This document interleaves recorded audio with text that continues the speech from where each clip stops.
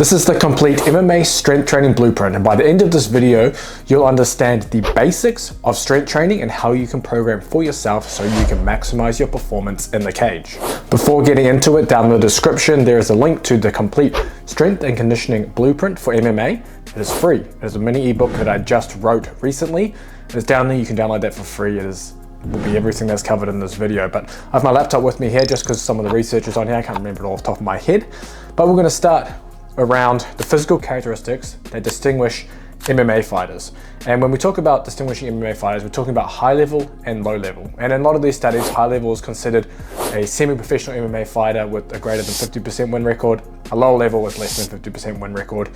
It becomes more difficult, obviously, if you're using high level professionals in some of these studies, but regardless, we're going to run into some of this. And the reason we compare high level and low level athletes, and I've talked about this in many of my previous videos as well, is if a high level MMA fighter possesses a quality that is greater than a low level MMA fighter, then it's likely that that quality is important for success in that sport. And a really good example of qualities that are not important for success in sports like MMA is change of direction speed under agility research. So when we talk about being able to have fast feet or change direction on a dime, low-level athletes tend to perform just as well or better than elite athletes, but when you add the sport-specific stimulus, that doesn't not the case. The elite athletes far outperform. Regardless, we're talking about physical qualities here.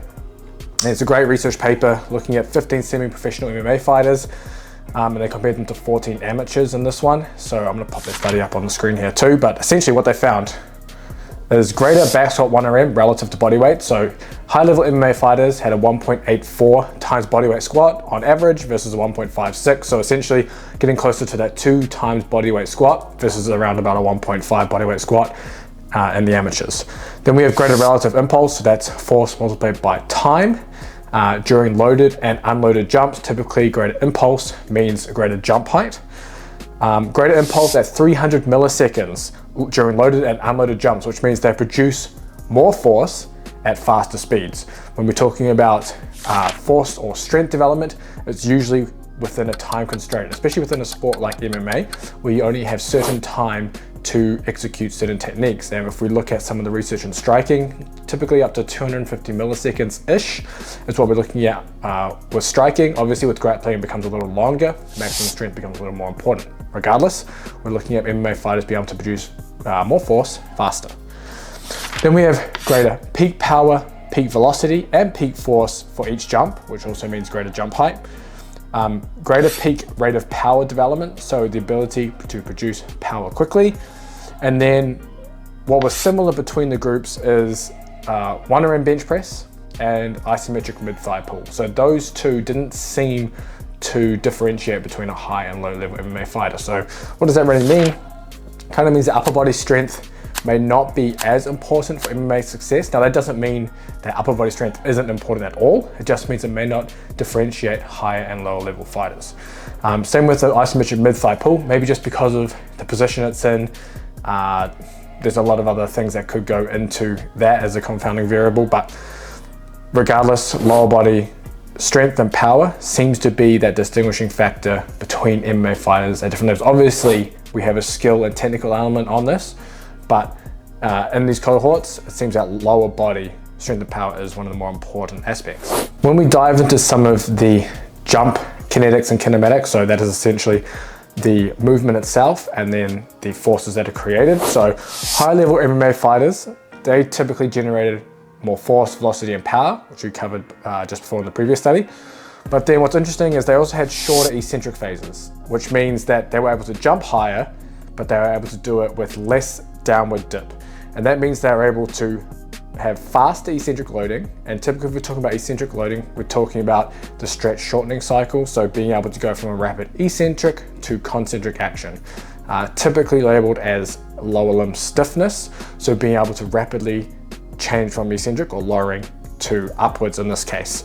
And so that means they're able to produce more force faster than lower level MMA fighters. So these are important concepts that we need to take into strength training when we're talking about MMA. It's the ability to produce high levels of force, but it's not just be able to produce high levels of force, say like a powerlifter when you're doing a 1RM squat that's taking you 1, 2, 3, 4, potentially even 5 seconds to complete.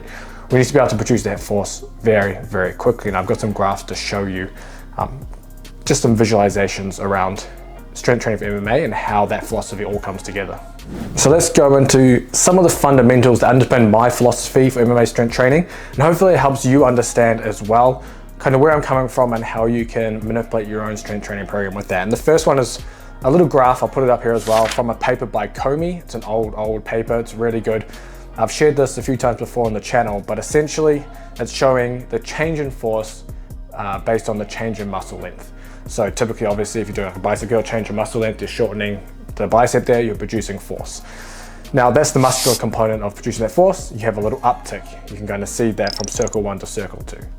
But then you have the length feedback component, and that goes up to circle 3. So that's a huge increase in force there. However, it is dampened a bit and comes back down to circle 4 from the force feedback component.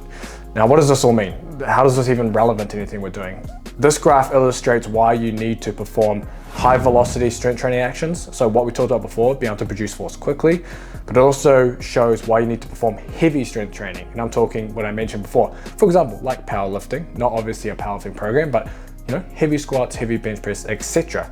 And it's because the length feedback component in this graph are represented by the muscle spindles within the muscle, and they're an excitatory, I don't want to call them organism, excitatory part of the muscle. Essentially, they increase force production through the rate of stretch, and they can be improved on through exercises like plyometrics. Obviously, the plyometrics have a fast rate of stretch, being able to go from eccentric to concentric very quickly.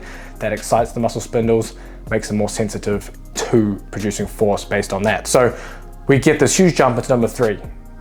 But the problem is we have a force feedback component, which is the Golgi tendon organ, which is within the muscular tendon unit. That essentially pumps the brakes. It's a protective mechanism. And in untrained individuals or people who are less trained, especially in strength training, it kicks on really early. And instead of being at circle 4, you might even be even lower if you're lesser trained. And the way to desensitize that force feedback component is through heavy strength training. So if you're able to desensitize this Golgi tendon through heavy strength training and improve the excitability of the length feedback component of the muscle spindles, you can potentially improve force production for the same contraction length of that muscle. So that's the idea around this graph. Put very simply, do your high velocity strength training plyometrics, do your heavy lifting. That's pretty much it in a nutshell. Then I have another graph I'll put up here too, and this is from Kramer and Newton. This is from the year 2000, another old power training study. Honestly, a lot of these old power training studies are gold mines if you're looking to develop a philosophy around strength training for MMA, or even if you're just a fighter, it has some good information. But I'm gonna explain this one to you here. So you can see on the y-axis is force, on the x-axis is time, and time is in milliseconds. Force in newtons, but whatever, doesn't matter, we can use any arbitrary unit just for the sake of this video. So the solid line on this one represents untrained subjects. So you can see they have this line that kind of curves off, and they have maximum strength produced at 500 milliseconds is lower than the other ones, just in there, which is obvious since they're untrained, all right? So then we go further. We have the dashed line, so the one with the long dashes like this. You can see how it has a very similar trajectory to untrained subjects, has slightly higher force produced at 200 milliseconds, but then has a lot of maximum strength, a lot of force produced at 500 milliseconds. That line represents heavy resistance trained subjects. So when I mentioned like powerlifting, strength sports, that kind of training. Then we have the dotted line, and you can see there's a sharp increase in force in the early time stamps before 200 milliseconds. However, it doesn't have that same force production at 500 milliseconds. And that dotted line represents light resistance power trained subjects. Think sprinters, track athletes, things like that, power-based athletes. And what this graph tells us is you can't hang in just heavy strength training. And I know there's a lot of talk, and a lot of people often say, you just need to get stronger, just lift heavier, etc. The problem is when you're just lifting heavier and just getting stronger, as you can see by this graph, you're not improving that much force produced at lower time frames. And if you are a striking based MMA athlete, that's very important. I mean, even if you're not, you have to start standing on your feet anyway. Striking is a part of MMA. Mixed martial artists are generally no longer a striker or a grappler.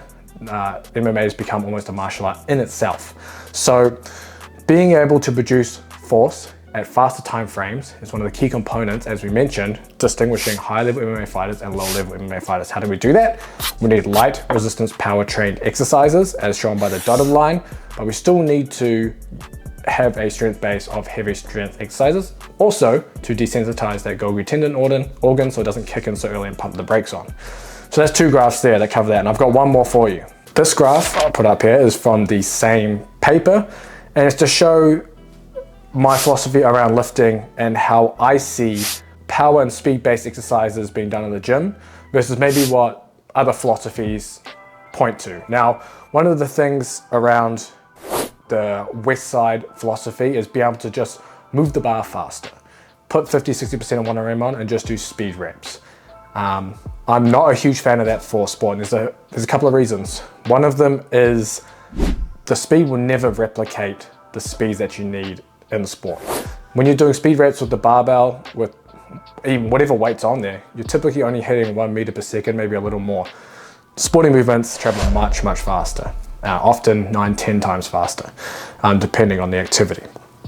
So that's one of them. The second one is, as shown in this graph, the deceleration phase during the concentric. Now, obviously you can mitigate the deceleration through using bands and chains, so accommodating resistance, so you can accelerate through the range of motion. However, you still don't get the same velocity as you would get from a ballistic movement. And ballistic meaning you become a projectile or an implement in the air. So jumping, you leave the ground, throwing something, that medicine ball or whatever it is you're throwing becomes a projectile, so it's ballistic. Olympic lifting also becomes part of that. And you can see in this graph the deceleration. If you're not using accommodating resistance, you're just doing, say, speed squats with the bar, 10 sets of 2, you're looking at 40 to 50% of the concentric phase essentially decelerating. So you're not getting acceleration through the entire movement. And that's what we want when we're looking at ballistic movements, especially if we're looking to develop speed and power. And just for reference, this graph shows the black squares as the bench throw and the white squares as the bench press. And I do have one more graph for you actually, and it's on full range of motion lifting. And you often see, okay, I won't say you often see, but sometimes you'll see fighters using half squats, etc. And they do have their place in training. Half squats, half bench pressing, floor pressing, all that partial range of motion exercises definitely have their place, especially during a fight camp where you have a high technical training load, or you're just peaking for a fight, because they tend to transfer better to, for example, half squats, quarter squats tend to transfer better to vertical jump and sprinting. There's some good research on that. However, most of your training should occur within full range of motion. And I like this graph up here just to show you that. It's from Brugali. He was my academic supervisor during my master's. Actually, got to bring him on the podcast. He has some really good stuff on eccentric training and things like that. But regardless, it's showing the torque, change in torque based on the change in joint angle. And I'll explain that in just a bit because it sounds a little confusing. But essentially the reason for full range of motion training, yes, putting joints through full range of motion is good. It's good for mobility. It's good just for general strength and potentially reducing the risk of injury. But the other thing is when we talk about muscle fiber contractile velocity. So we want our muscles to contract quickly. We've talked about this already, be able to produce force at short time frames or at fast speeds. And one of the determinants of this is our muscle fascicle length. And a muscle, just think of it like a bunch of cords, right? So you got muscle fibers, and then you got a bunch of muscle fibers. That would be like a muscle fascicle. And then those muscle fascicles are blocks. So you got block, and they all connect together like this to create a long muscle fiber. And those little blocks are called sarcomeres. And the more sarcomeres we have in a row, the faster the muscle contracts. And we can build more sarcomeres in a row through specific training. One of them is using full range of motion because we're getting that eccentric all the way down. The other is through targeted eccentric training. And that's kind of what this graph shows here, where if you're doing, for example, eccentric hamstring training, you can increase the angle in which you produce peak torque, or torque is just rotational force because we're talking about a knee joint, but we'll call it force to make it easy to understand. You improve peak force at longer muscle lengths. And that means instead of being able to produce, say, peak force at 90 degrees like this, I can now produce peak force here. Again, good things for reducing the risk of injury, because if you get put into these precarious positions, you're able to produce force in those positions and not be weak. But the other thing is, if you're able to do that, you've also increased muscle fascicle length, increasing muscle contractile velocity, which is why I'm a big fan of using full range of motion lifts, because you get some of that muscle fascicle lengthening through full range of motion lifting, and then obviously your target eccentric training also gets that. So that's my philosophy in a bit of a nutshell. Hopefully that makes sense. Sum it up really easily. Lift heavy, lift fast, or throw things, jump, sprint, etc. So we're going to go into some of the exercise selection for your MMA strength training program. So you'll see social media is littered with, quote unquote specific exercises for fighters. It's typically just random bands, dumbbells, some other light bullshit. There's a time and place for specificity within training, but specificity needs to match the sport in a way that it overloads certain components. So when I talk about specificity, you can look up Verkhoshansky's dynamic correspondence. That's a good one to use. It's almost like a 5-point criteria of what would make an exercise specific. You could also go by Bondarchuk's special strength training pyramid. However, in that case, a competition exercise would actually be the sport itself.